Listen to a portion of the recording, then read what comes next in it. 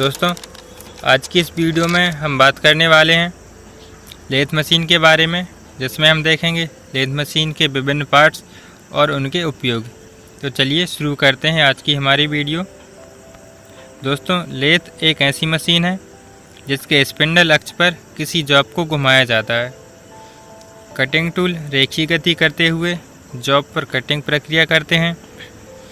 Lathe machine के द्वारा हम बेलनाकार, शंकु आकार तथा प्लेन सतहों का निर्माण कर सकते हैं।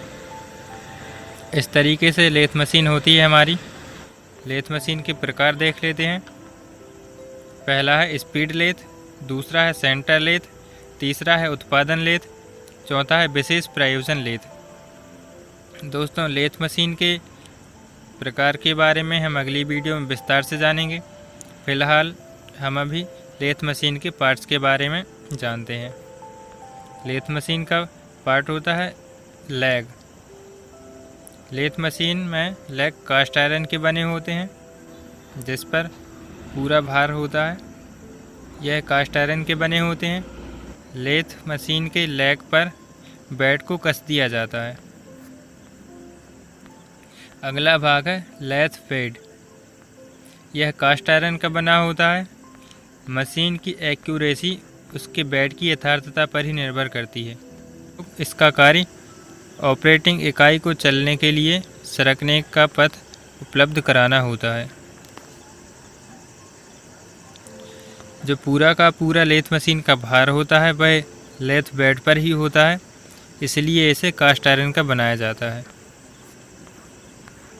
लेथ मशीन पर जो ट्रे लगी होती है, इसका उपयोग जो कटा हुआ बुरादा है उसे एकत्रित करना होता है। फ्रेंड, लेथ मशीन का अगला भाग है हेड स्टॉक। हेड स्टॉक हमारे लेथ मशीन के लेफ़्ट साइड पर लगा होता है। इसमें जॉब को पकड़ने के लिए स्पिंडल लगा होता है तथा स्पिंडल को विभिन्न गतियों पर चलाने के लिए आवश्यक जो मैकेनिज्म होती है, जैसे लीवर, क्लच, गियर, वो सब हेड स्टॉक पर ही लगा होता है। हेड स्टॉक के स्पिंडल मिश्र इस्पात के बने होते हैं। इसके अगले सिरे को स्पिंडल नोज कहा जाता है, जिस पर चक, फेस प्लेट आदि को पकड़ने के लिए चूड़ियाँ कटी होती हैं। लेथ मशीन का अगला भाग है टेल स्टॉक। यह लेथ मशीन के दाएं साइड पर लगा होता है, जिसे हम आगे पीछे सरका सकते हैं। जो दाएं साइड पर दिख रहा है दोस्तों, उसे टेल स्टॉक कहते हैं, जिसमें स्लीव या बैरल स्पिंडल की सहायता से चलता है। स्लीव में लेथ सेंटर लगाने के लिए मोस्ट टेपर वाला होल रहता है। लेथ सेंटर को हाई कार्बन स्टील से बनाया जाता है। दोस्तों, लेथ मशीन का जो सेंटर होता है उसे लाइव सेंटर या डेड सेंटर भी कहते हैं।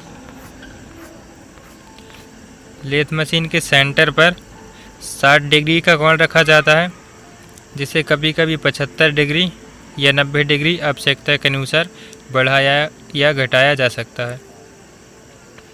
लेथ मशीन का जो टेल स्टॉक वाला भाग होता है, उसका उपयोग हम टेपर शैंक ड्रिल, रीमर तथा ड्रिल चक जैसे टूल लगाने के लिए किया जाता है।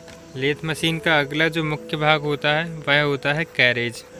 कटिंग टूल को आधार प्रदान करने, गाइड करने तथा विभिन्न दिशाओं में गति देने के लिए कैरेज का उपयोग किया जाता है।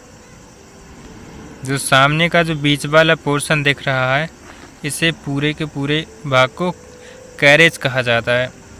कैरेज के स्ट्रक्चर में 5 भाग होते हैं, जिसमें से पहला होता है सैडल।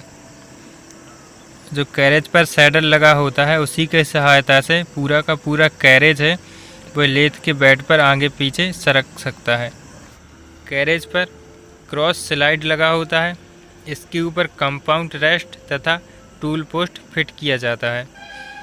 क्रॉस स्लाइड को हाथ द्वारा तथा पावर द्वारा चलाया जा सकता है। कैरेज पर अगला भाग होता है कंपाउंड रेस्ट।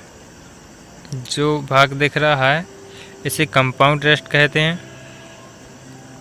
और जो बीच वाला जो भाग दिख रहा है उसे क्रॉस स्लाइड कहते हैं। कंपाउंड स्लाइड पर 0 से 45 डिग्री बाईं तथा दाईं ओर चिन्ह बने होते हैं। कंपाउंड स्लाइड को सेट स्क्रू को ढीला करके 360 डिग्री पर घुमाया जा सकता है। कैरेज का जो सामने वाला भाग होता है इसे एप्रॉन बोलते हैं। इस पर गियर, क्लच तथा लीवर लगे होते हैं। एप्रॉन के बीच में से एक फीड रॉड तथा लीड स्क्रू गुजरता है। स्प्लिट नट को लीड स्क्रू के साथ एंगेज करके थ्रेड काटी जाती हैं। जो बीच में हमें जो एक स्क्रू दिखा रहा है इसे लेड स्क्रू बोलते हैं। इस पर एक में थ्रेड कटी होती हैं।